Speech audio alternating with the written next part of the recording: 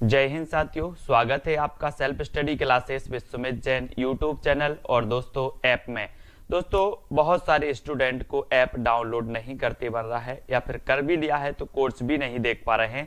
तो मैं आज उनको बता दूं कि ये जो सेल्फ स्टडी क्लासेस इस प्रकार से जब आप प्ले स्टोर से करते हैं तो ये आपका वेल जो है आइकन उसमें लगा हुआ है ना। तो इस प्रकार से सेल्फ स्टडी क्लासेस आपको सर्च करना है और ऐसे आइकन में आपको ऐप मिलने वाला है। ठीक है, तो दोस्तों हम देखें कि प्ले स्टोर में आपको इस प्रकार से दिखेगा ये सेल्फ स्टडी क्लासेस। ठीक है, ये प्ले स्टोर में आपको सेल्फ स्टडी क्लासेस का ऐप दिखने वाला है। ठीक है, ये इमेज उसमें डली है, ये आइकन, ये लोगो उसमें डला है। ठीक है, अब दोस्तों इसको इंस्टॉल करना है, यहां से आप इंस्टॉल करेंगे।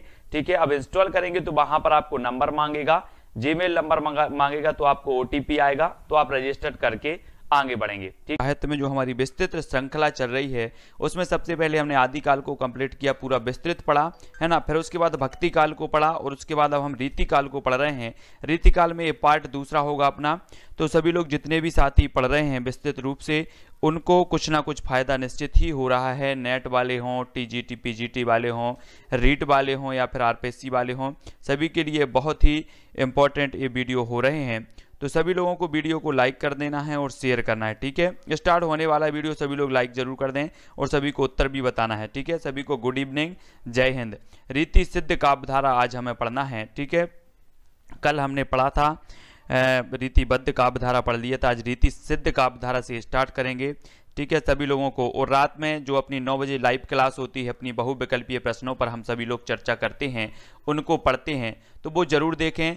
और ये जो वीडियो है अपना निरंतर 4 बजे से लगभग आपका 45 मिनट का ये पीरियड होता है, 4 बजे से लेकर के, तो इसको जरूर देखना है। ठीक है, रीति सिद्ध काव्य को यहाँ पर हमें पढ़ना है। तो फटाफट से मनीषा जी, प्रियंका, हेमलता जी, यादव जी, पूनम जी, सभी लोग आ चुके हैं, बहुत बढ़िया। रीति सिद्ध कवियों ने हाल कृत गाथा सप्तशती, गोवर्धन कृत आर्या सप्तशती और अमरूक कृत अमरूक शतक से प्रेरणा ली थी। बिहारी सतसई में इन ग्रंथों की स्पष्ट छाप दिखाई पड़ती है। तो रीति सिद्ध जो काव्यधारा के कवि थे, इन्होंने गाथा सप्तशती, ये किसकी है? हालकृत ये हाल द्वारा रचित ये गाथा सप्तशती है। अगर आपसे पूछा जाता है कि गाथा सप्तशती के रचनाकार कौन है, तब आपका होगा उत्तर हाल। ठीक है, गोवर्धन कृत आर्या सप्तशती और अमरूक कृत अमरूक शतक से प्रेरणा ली थी। कौन ने? रीति सिद्ध कवियों ने। और बिहारी सतसई पर इन ग्रंथों की क्या मिलती है? जो है स्पष्ट छाप दिखाई पड़ती है। ठीक है, बहुत बढ़िया। रीति सिद्ध काव्यधारा के कवि माने जाते हैं बिहारी जी, है ना। हिंदी में सतसई परंपरा की प्रथम कृति कृपा रामकृत हित तरंगिणी, याद रख लेना। सतसई परंपरा की प्रथम कृति कौन सी मानी जाती है? तब आपका उत्तर होगा कृपा रामकृत हित तरंगिणी। और हित तरंगिणी पूछा भी जाता है कि हित तरंगिणी किसकी रचना है। ठीक है, तो हित तरंगिणी की रचनाकार माने जाते हो कौन? कृपा राम। ठीक है, कृपा राम की होगी तभी आपका क्या होगा? हित होगा। तो हित आ रहा है यहाँ पर, तो हित तरंगिणी कृपा राम की, ऐसे याद भी करना है सभी लोगों को। बिहारी सतसई श्रृंगार रस का अमर ग्रंथ है, सभी लोगों को पता है। ठीक है, हाँ, बहुत बढ़िया। संजीत जी, सुमित जी, चिमन जी, पुष्पा जी, श्रृंगार रस का अमर ग्रंथ है कौन सा? बिहारी सतसई। बिहारी जी का है, 713 दोहे इसमें हैं, सभी को पता है ना। और जो बिहारी सतसई ग्रंथ माना जाता है, ये रामचरितमानस के बाद सर्वाधिक जो टीकाएं लिखी गई वो बिहारी सतसई की लिखी गई, ये सभी को पता है।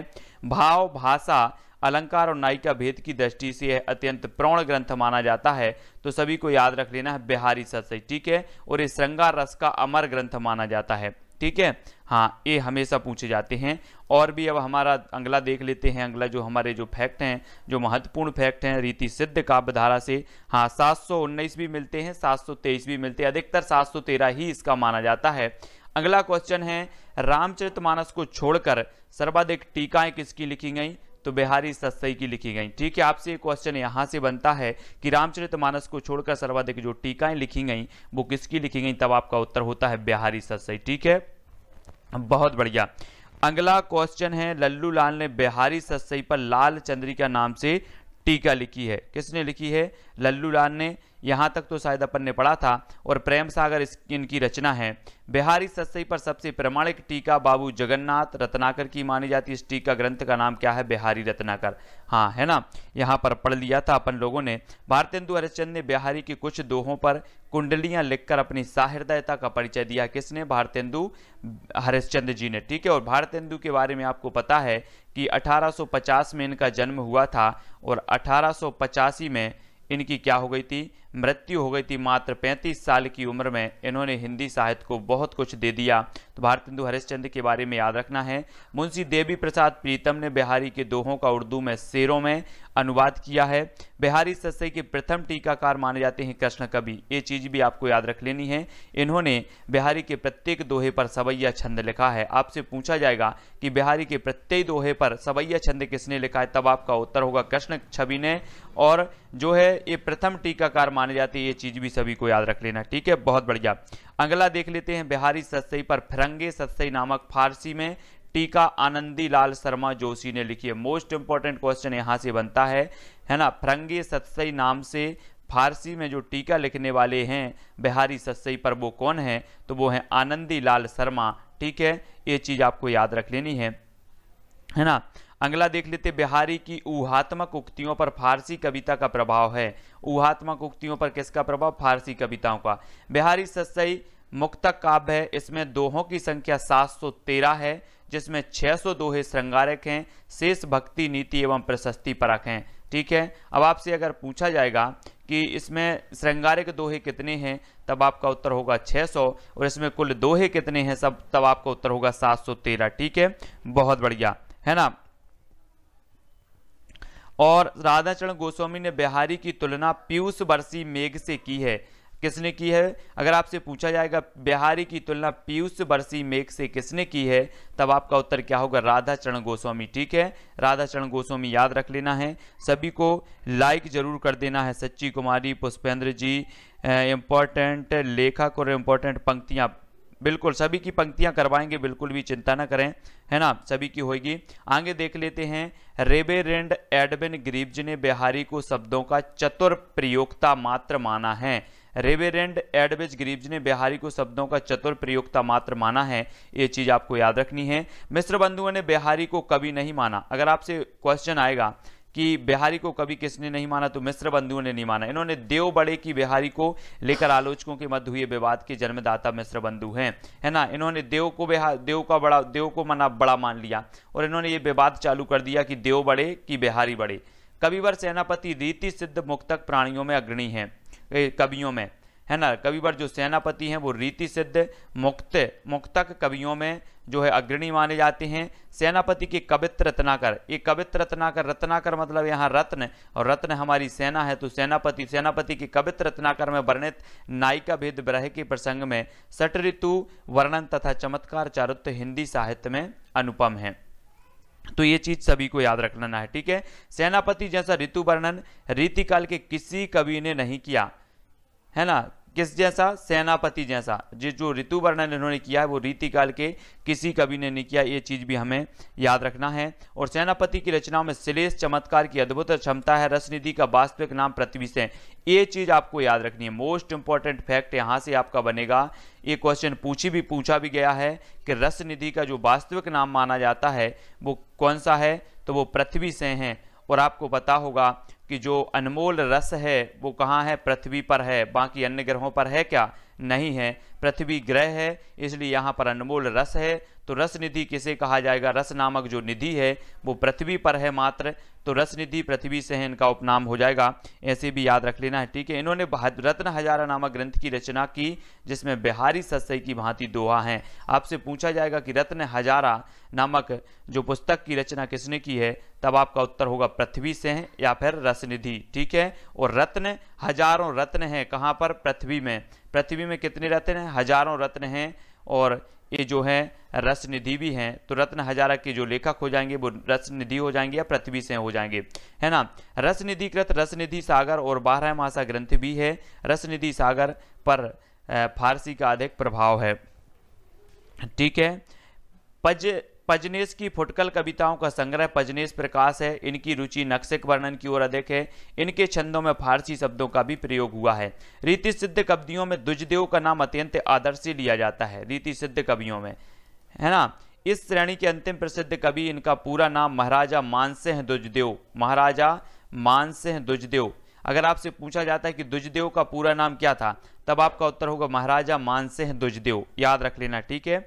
और द्विजदेव कृत श्रृंगार बत्तीसी और श्रृंगार लतिका, इनके छंद अत्यंत प्रसिद्ध हैं। इनका ऋतु वर्णन अत्यंत मनोहर है। आपसे पूछा जाएगा कि श्रृंगार बत्तीसी और श्रृंगार लतिका ये किसकी है, तो ये द्विजदेव की है। किसकी है, द्विजदेव, द्विजदेव की है, याद रख लेना, ठीक है। और बत्तीसी की अगर बात आती है तो हमारे 32 क्या होते हैं, दांत होते हैं। दांत ऊपर के भी होते हैं या दोनों साइड के होते हैं, दोनों साइड के होते हैं ना, मिला के ऊपर और दाने दोनों के 32 होते, तो द्विज, द्विज होंगे। द्विज क्या होंगे, 32, तो 32 ही आया है तो द्विज हो जाएंगे। द्विज तरफ के जो दांत हैं 32 होते हैं तो द्विज। और लतिका, लतिका की बात आई है तो लतिका से क्या होगा, लात। और लात हमारी कितनी होती हैं, जो पांव 2 होती हैं, तो फिर आया द्विज।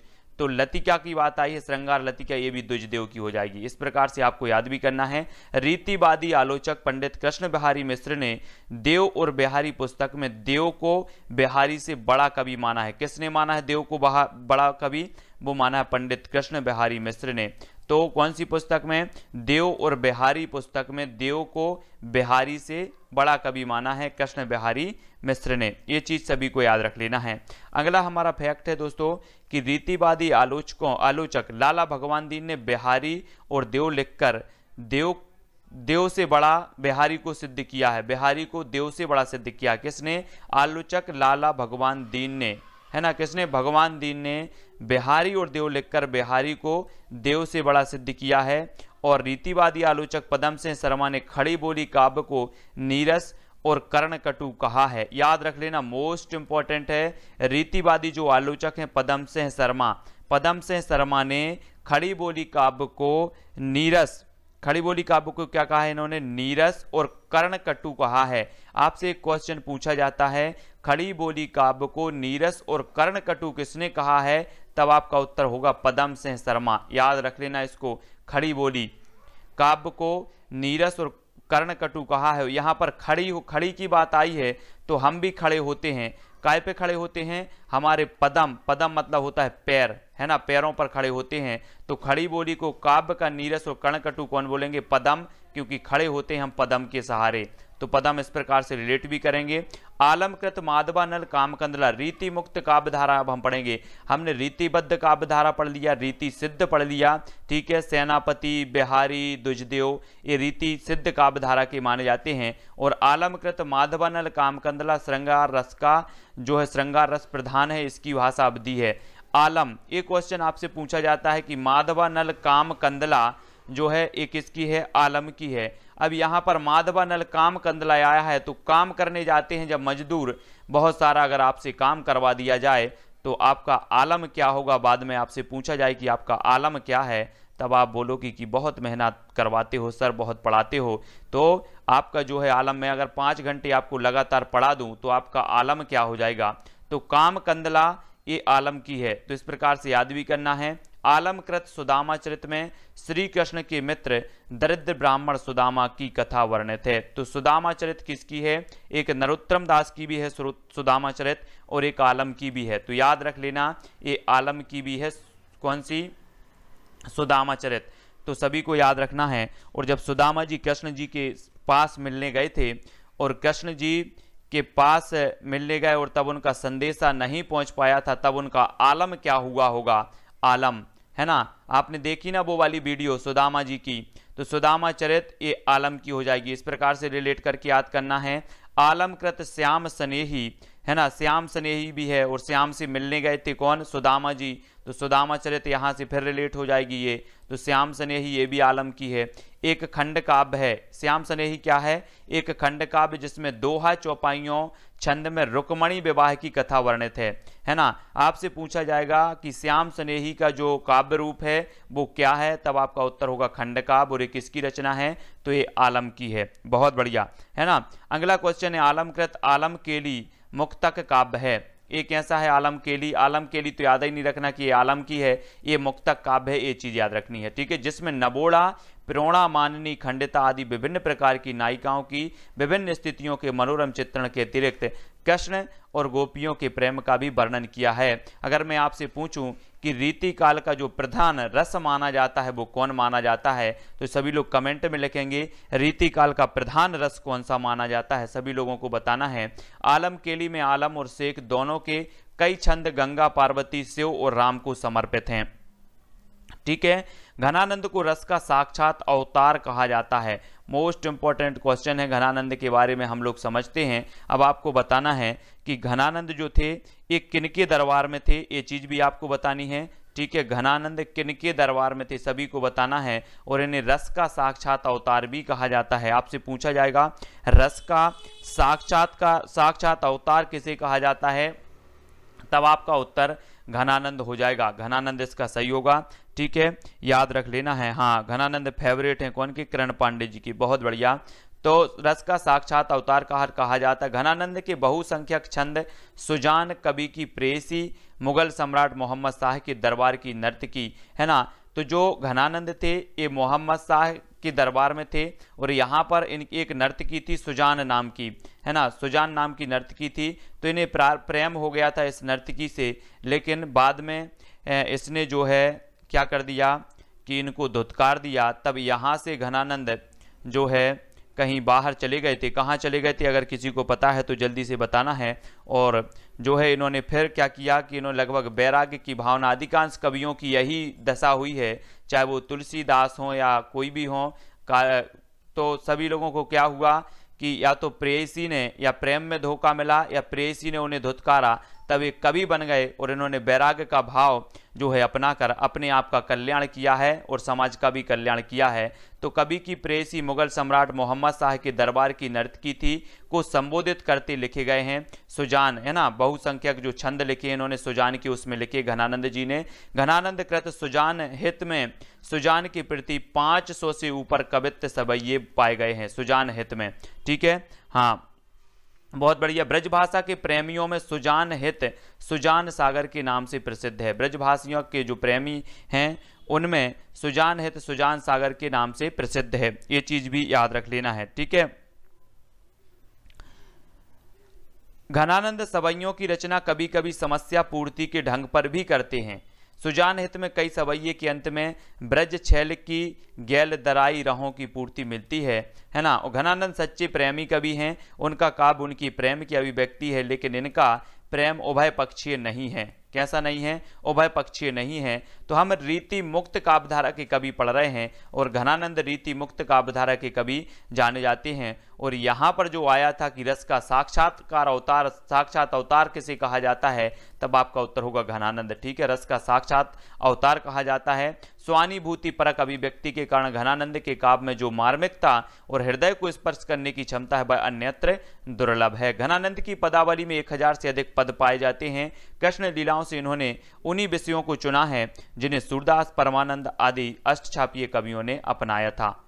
पदावली के बहुत से पद विनय से संबंधित हैं, जिनमें श्री कृष्ण की उपासना का विधान है। घनानंद को संगीत का अच्छा ज्ञान था, अतः इनके पद राग रागनियों, भैरव, रामकली, गंधार, केदार, सोठा आदि में आबद्ध है ना। घनानंद कृष्ण कुमोदी भी इन्हीं की रचना है। किसकी है, घनानंद की, आपको याद रख लेना है, ठीक है। हाँ, पुष्पेंद्र जी, किरण जी, यादव जी, देवांशी जी, हेमलता जी, सुमन जी, सभी लोग देख रहे हैं, बहुत बढ़िया। घनानंद कृत कृष्ण कुमोदी, आपसे पूछा जाएगा कि कृष्ण कुमोदी किसकी रचना है, तब आपका उत्तर होगा घनानंद की।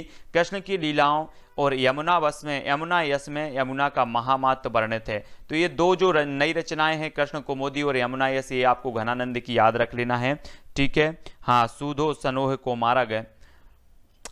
घनानंद कृत प्रेम पत्रिका में कृष्ण के नाम पत्र लिखकर उन्हें ब्रजवासियों की ओर से अनेक प्रकार के उलाहने दिए गए हैं। घनानंद का सरस वसंत छोटा सा ग्रंथ है, इसे एक लंबी कविता भी कहते हैं, सरस वसंत। तो इतनी चीजें घनानंद के बारे में याद रखते हैं। घनानंद को प्रेम का पीर भी कहा जाता है ना, रस का साक्षात अवतार भी कहा जाता है।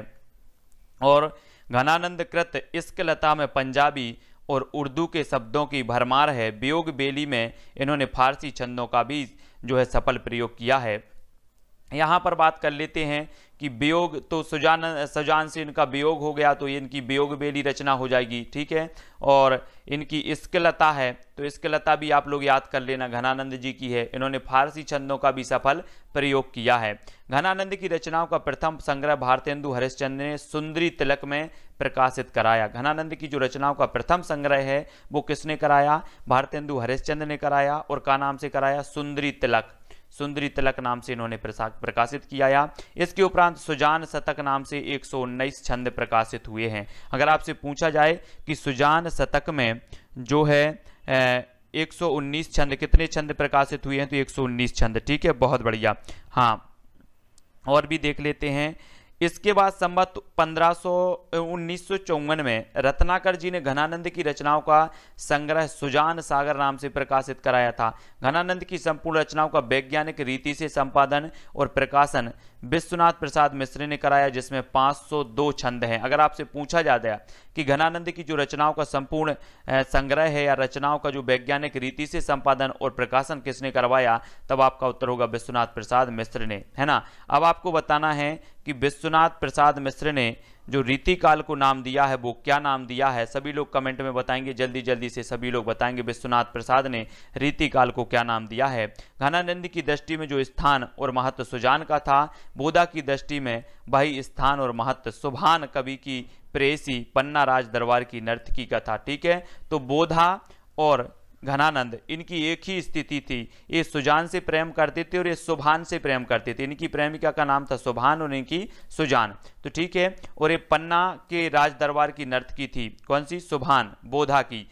तो इनकी एक हमने रचना पढ़ी है इश्कलता। इश्कलता किसकी है? घनानंद की है, ठीक है। और इनकी भी हम देखते हैं बोधा की। बोधा का वास्तविक नाम था बुद्धिसेन, ये चीज आपको याद रख लेनी है, ठीक है। हाँ, बहुत बढ़िया। विश्वनाथ प्रसाद का सभी लोगों ने बताया कि इन्होंने श्रृंगार काल कहा है। और हमने पढ़ा था कि विश्व में क्या होता है, विश्व में सभी लोग श्रृंगार करते हैं, तो श्रृंगार काल कौन बोलेगा? विश्वनाथ प्रसाद बोलेंगे। बोधा का वास्तविक नाम है बुद्धिसेन। बुद्धिसेन आपको याद रख लेना, बोधा का वास्तविक नाम क्या है? बुद्धिसेन।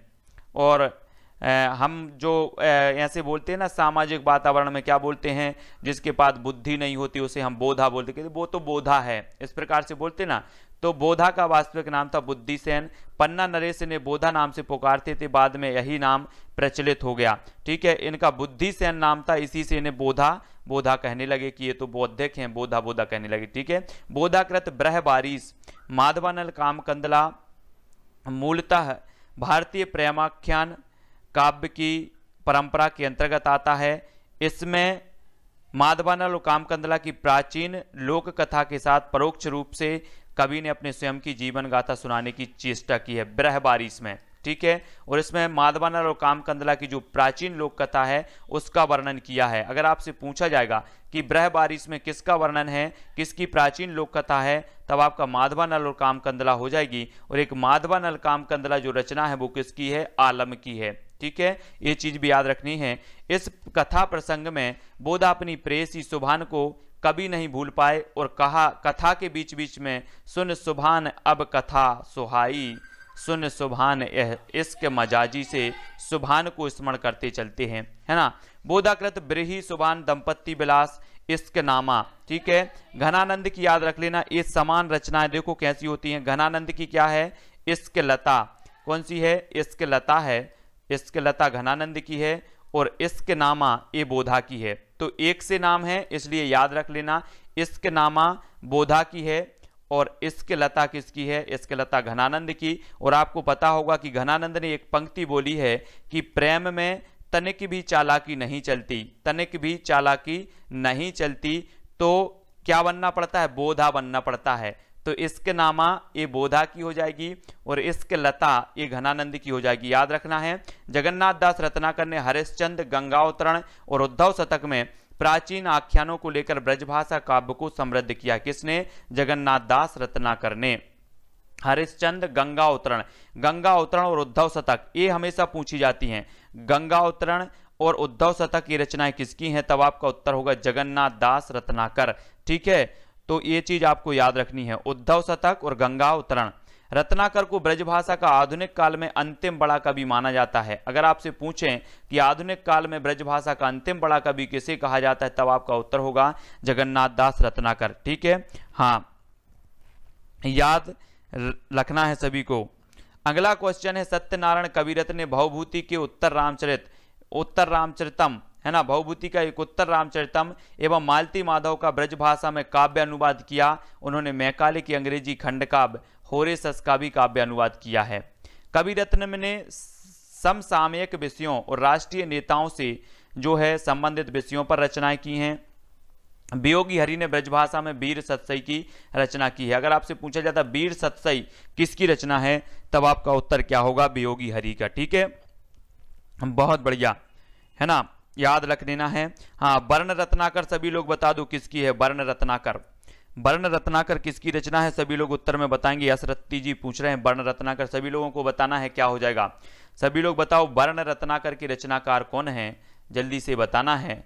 वर्ण जो होते हैं, वर्ण हमें कैसे पढ़ना है, वर्ण, ये जो वर्ण लिखे हैं इनको कैसे पढ़ना है, मैं से याद रखवाया था, तो जल्दी से सभी लोग बताएंगे। रीतिकालीन महत्वपूर्ण कथन कौन सा है, तो जल्दी से बताना है। वर्ण रत्नाकर की रचनाकार कौन है, ये भी सभी को बताना है।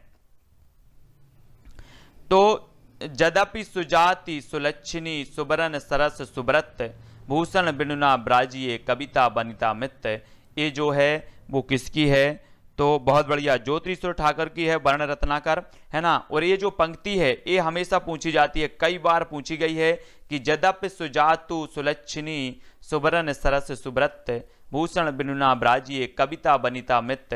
ये अब देखो यहाँ भूषण नाम आया है तो आपको विकल्प में भूषण जरूर दिया जाएगा। क्या दिया जाएगा, भूषण जरूर दिया जाएगा, लेकिन आपको याद रख लेना है कि यहाँ पर अगर भूषण आया है तो ये भूषण की नहीं है, ये किसकी है, केशव दास की है।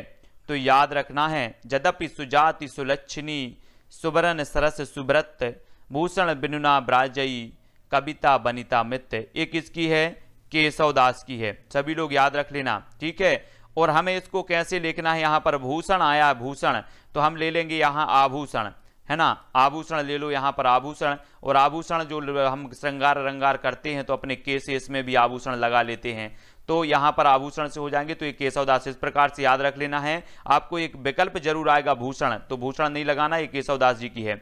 छंद विरोधी पंगु सुन नगन जो भूषणहीन मृतक कहावे अर्थ बिन केशव सुनहु प्रवीण। अभी में तो केशव आया है तो केशव दास जी की हो जाएगी, इसको कोई याद करने की बात नहीं है। ताते रुचि सोच के कीजिए सरस कवित्त, ये किसकी है, तो ये केशव दास जी की है। ताते रुचि सोच के कीजिए सरस कवित्त, याद रख लेना, ये पंक्ति केशव दास जी की है। ठीक है, हाँ, भूषण नहीं आभूषण, तो याद रखो। मातु कहा नृपतात एक सुरलोक ही क्यों सुत शोक लिए, मातु कहा नृपतात, है ना,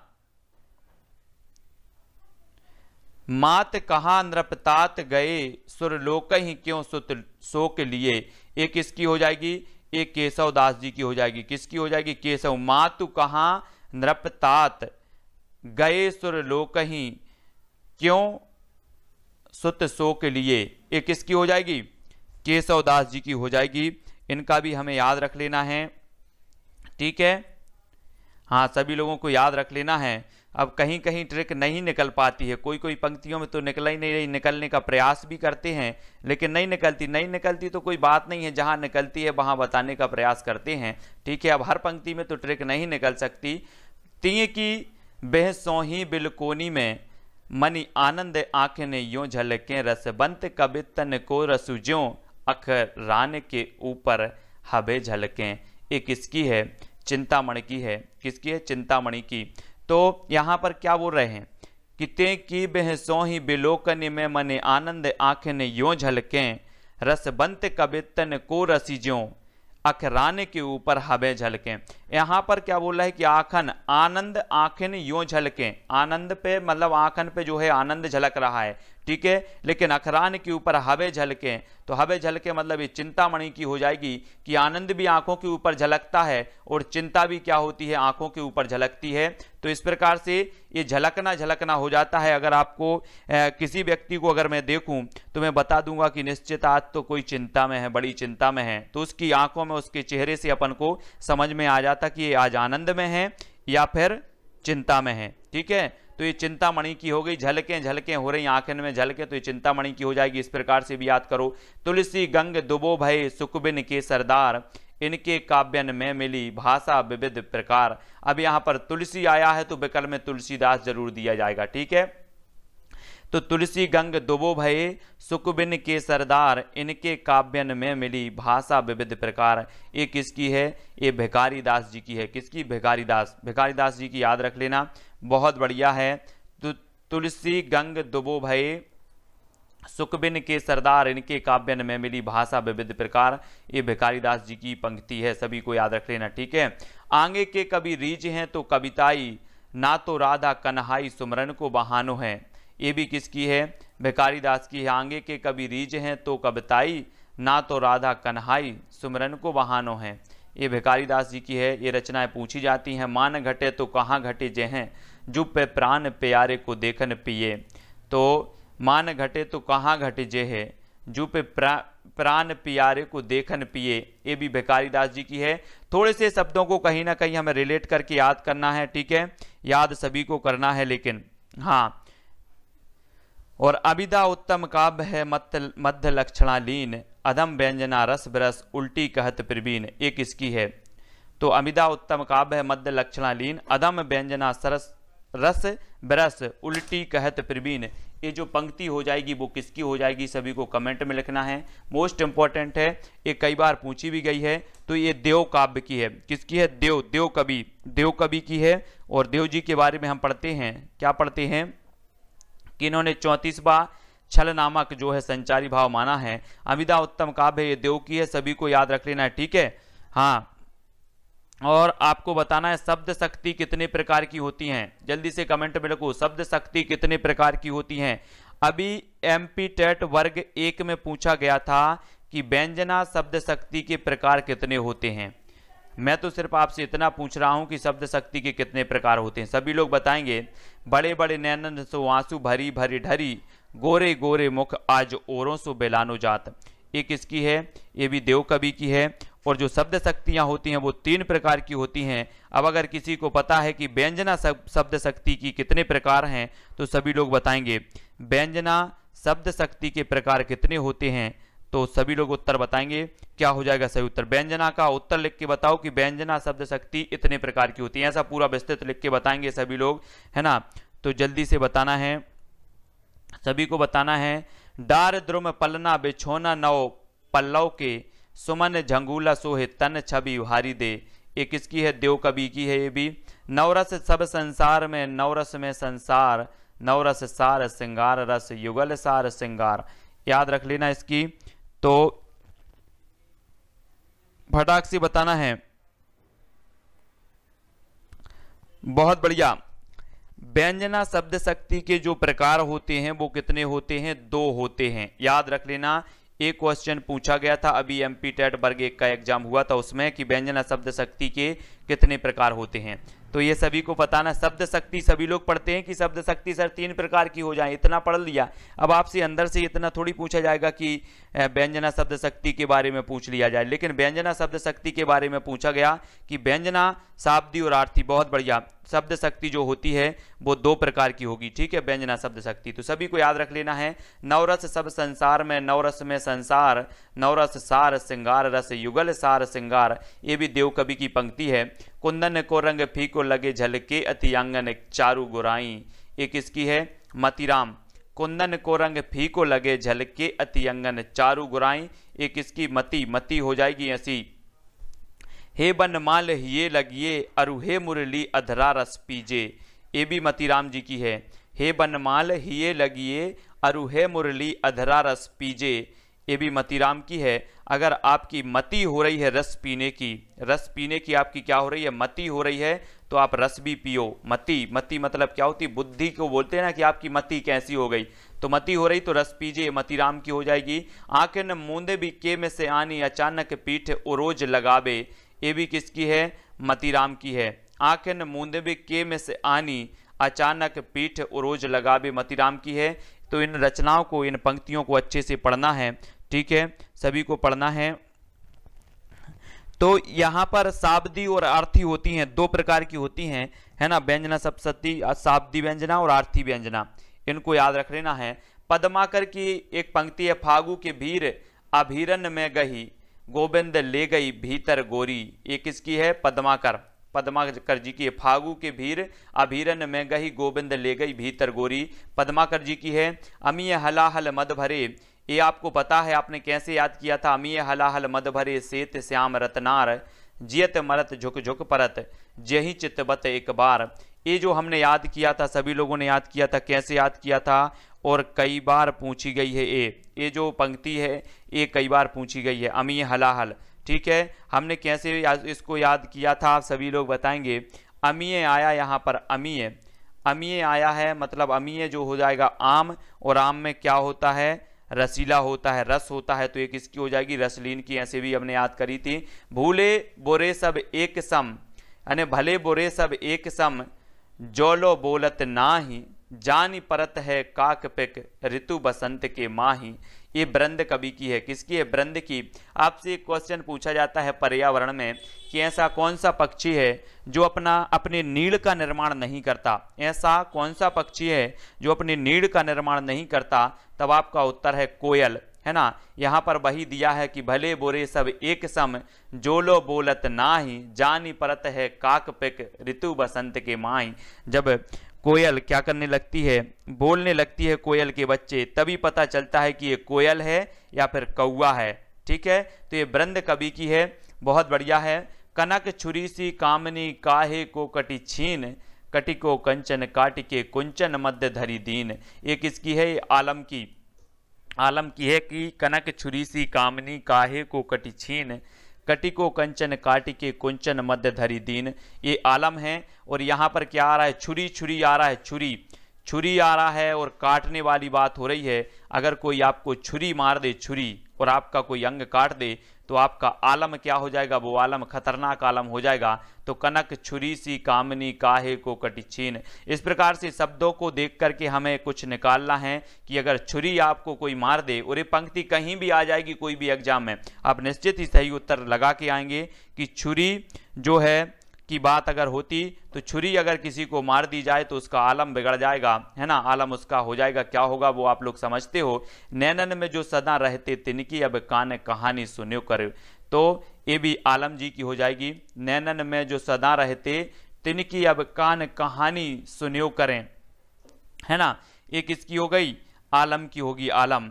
और आपको पता होगा कि जो नैनन में सदा रहते हैं, जैसे गोपियां, गोपियों का आपने सुना होगा कि गोपियां बोलती थी सुदामा जी से कि गोपियां क्या कहती थी कि लाल और गुलाल, वो बोलते हैं कि गुलाल, तो गुलाल और लाल की ऐसी छवि आंखों में प्रवेश कर गई है, तो कि गुलाल तो निकल सकती है, लेकिन जो ग्वाल हैं उसकी छवि मैं कैसे निकालूं। उसी प्रकार है कि जो छवि नैनन में अगर बस जाए तो उसके हर एक आलम की जो है खबर होनी चाहिए। तो आलम इसका सही होगा। नैनन में जो सदा रहते, तिनकी अब कान कहानी सुनो करो, ये आलम की हो जाएगी।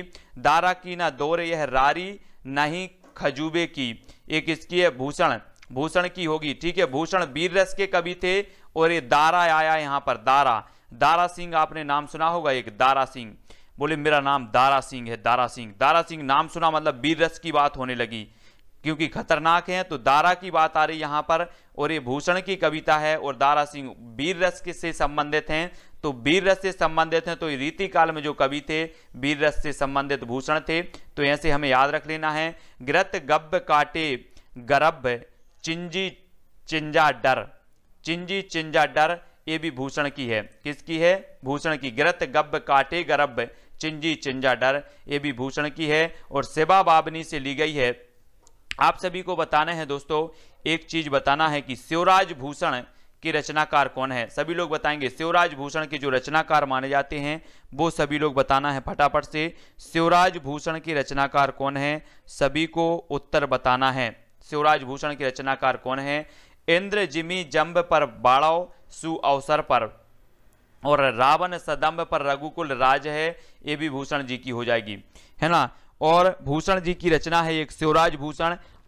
और आपको दूसरा जो क्वेश्चन बताना है कि शिवराज भूषण में अलंकारों की संख्या कितनी मानी गई है? अलंकारों की संख्या कितनी मानी है शिवराज भूषण में? सभी लोग बताएंगे शिवराज भूषण में अलंकारों की संख्या कितनी मानी गई है। मोस्ट इंपॉर्टेंट क्वेश्चन पूछा जाता है ना। सिवा जो ना होत तो सुनत कौन सबकी, लोगन कबित्त की वो खेल करी जान्यो है, ये किसकी हो जाएगी? तो सिवा जो ना होत तो सुनत कौन सबकी, ये भूषण की है। लोगन कबित्त की वो खेल करी जान्यो, ये ठाकुर की है। किसकी है? ठाकुर की। वो बतरस लालच लाल की मुरली धरी लुकाए, सोह करे भोहन हंसे दैन कहे नट जाए, ये बिहारी जी की है। किसकी है? बिहारी की। याद रख लेना है। तो हाँ, बहुत बढ़िया। 105 शिवराज जो भूषण है, शिवराज भूषण इसमें सही हो जाएगा। शिवराज भूषण ये भूषण की है और इसमें 105 अलंकारों को जो है वर्णन किया गया है। 105 अलंकार बताए गए हैं। और बतरस लालच लाल की मुरली धरी लुकाए, सोएब करे भोहन हंसे, एक इसकी हो जाएगी बिहारी जी की हो जाएगी, बिहारी। ठीक है। और बिहारी के लोग, बिहारी जो लोग होते हैं ना, वो ऐसे ही करते हैं कि सोह करे भोहन हंसे दैन कहीं नट जाए। इस प्रकार से हमें याद भी करने ना है। बिहारी लोग भी कुछ लोग हैं, बहुत सारे लोग हैं, बहुत अच्छे लोग रहते हैं बिहार के, है ना। सगन कुंज छाया सुगध शीतल मंद समीर, मन हबे जात अजोब है, बा जमुना के तीर, एक इसकी है। ये भी है, बिहारी जी की है। तो ये चीज भी आपको याद रख लेनी है। ठीक है। सगन कुंज छाया सुगध शीतल मंद समीर, मन हबे जात अजो बहे ब जमुना के तीर, ये भी बिहारी जी की है, बिहारी। नहीं पराग नहीं, ये मोस्ट इंपॉर्टेंट है, कई बार पूछी गई है। नहीं पराग नहीं मधुर मधु, नहीं विकास इह काल, अली कली सो ही बिंधो, आगे कौन हवाल, ये जो पंक्ति है वो किसकी है? सभी लोगों को उत्तर बताना है। सभी लोग ने वीडियो को लाइक किया है कि नहीं किया, जल्दी से बताओ, फटाफट से बताना है। तो ये बिहारी जी की ही पंक्ति है। नहीं पराग नहीं मधुरमदी, किसकी है? बिहारी की। बैठ रही अति सघन बन, पैठी सदन मन तन माँ है, और देख दोपहरी जेठ की छाहों चाहती छां है, ये भी बिहारी जी की है। तो बहुत सारी रचनाएं हैं। ठोर ठोर झोरत झपत, झकी रसाल सौरभ सने, मधुर माधवी गंध, ठोर ठोर झोरत झपत, भोर भोर मधु अंध, ये भी बिहारी की है, बिहारी, है ना। और बिहारी जी की और भी हैं। कौन कौन सी हैं बिहारी जी की? रनति भृंग घंटा बलि झरति दान मधुनीर, मंद मंद आवत चलो कुंजर कुंज समीर, ये बिहारी जी की है। बनन में बागन में बगरियो बसंत है, बनन में बागन में बगरियो बसंत है, ये किसकी हो जाएगी? सेनापति की हो जाएगी। और सेना हमेशा कहाँ रहती? वन में भी रहती है, बागों में भी रहती है ना। चाहे वो बसंत ऋतु हो या कोई सी ऋतु हो, सब जगह सेना रहती है। तो बनन में बागन में बगरियो बसंत है, ये सेनापति की होगी। राम कैसो जस अध उरन गगन है, ये किसकी हो जाएगी? उरन गगन है, ये भी सेनापति जी की हो जाएगी। हबे हैं सो घरी भाग उघरी, ये किसकी है? घनानंद जी की है। और आनंद विधान सुख दानी दुख दान दे, ये भी किसकी है? घनानंद जी की है। आनंद विधान सुख दानी दुख दान दे, कान परे बहुतायत में एक लैन की बेदन जानो कहाँ तुम, ये सब घनानंद जी की हैं। घनानंद जी को जरा अच्छे से एक बार पढ़ लेना, मजा आ जाएगा दोस्तों। साहित्य वाले जो भी स्टूडेंट हैं, असली आनंद तो जीवन का साहित्य वाली ही लेते हैं। साहित्य वालों को, जो साहित्य पढ़ते हैं और हिंदी साहित्य पढ़ते हैं, वो असली मजा लेते हैं। पूरा जिंदगी उनको सबसे ज़्यादा, अगर किसी को जिंदगी समझ में आती है, जिंदगी की हर एक जो पहलू हैं वो समझ में आते हैं, तो वो आते हैं साहित्य के विद्यार्थियों को, क्योंकि उन्हें हर प्रकार से साहित्य का ज्ञान होता है और सब कुछ जो है अतीत में हुआ है, जो साहित्य लिखा गया है, वो सब कुछ उन्हें पता होता है। उजरनी बसी है हमारी अखियन देखो, ये घनानंद जी की है। अति सूदो स्नेह को मार्ग, जहाँ नेकु सयापन बांक नहीं, यहाँ सांच चले तजी आपन पोज के कपिटे सिन सांक नहीं। ठीक है, ये भी घनानंद जी की है। ठीक है, घनानंद जी इन्होंने क्या कहा है कि उजरन अति सुदो स्नेह को मारग, जहाँ नेकु सयापन बांक नहीं, यहाँ सांच चले तजयापन पूज के कपटी ने निशांक नहीं। ये इसका सही उत्तर हो जाएगा, घनानंद है इसकी, ठीक है। और लोग हैं लागी कवित्व बनावत, मोहि तो मोरे कवित्व बनावत, ये पंक्ति कई बार पूछी गई है। लोग है लागी कवित्व बनावत, मोहि तो मोरे कवित्व बनावत, ये किसकी है? घनानंद जी की। याद रख लेना, मोस्ट इंपॉर्टेंट है। लोग तो लगे हैं कवित्व बनाने, मोहि तो मोरो कवित्व बनावत, ये घनानंद जी की है ना। समुझे कविता घन आनंद की ही आंखन नेह की पीर तकी, ये भी घनानंद की है। पीर की बात आई है तो घनानंद को प्रेम का पीर कहा जाता है, तो ये घनानंद की ही हो जाएगी। बिछुरे मिले मीन पतंग दशा, कहाँ मोजी गति को परसे, तो बिछुरे मिले मीन पतंग दशा, कहाँ मोजी गति को परसे, ये भी घनानंद की है। मोहि तुम एक तुम्हें सो सम अनेक आही, कहा कछु चंद ही चकोरन की कमी है, ये भी घनानंद। तो घनानंद की बहुत सारी पंक्ति हैं। कंत रमे और अंतर में सुलहे नहीं, क्यों सुख राशि निरंतर, ये भी किसकी है? तो ये भी घनानंद जी की है। घनानंद देह दहे न रहे सुध गेह, की भूले हूँ नेह को नाम न लीजे, नेह को नाम न लीजिए, ये भी घनानंद जी की पंक्ति मानी जाती है। घनानंद के बारे में यह प्रेम को पंथ कराल महातरबार की धार पे धावनो है। जो प्रेम है वो काय की धार पे है? वो है जो अपनी तलवार है उसकी धार पर चलता है, ठीक है। ये किसने कहा है? बोधा ने कहा है। इन्होंने कहा है कि यह प्रेम को पंथ कराल महा तरवार की धार पे धावनो है, ये अपने बोधा साहब ने कहा है, ठीक है। बहुत बढ़िया। सभी लोगों के जो आंसर आए हैं, सभी लोगों के जो कमेंट आ रहे हैं वो बहुत अच्छे आ रहे हैं।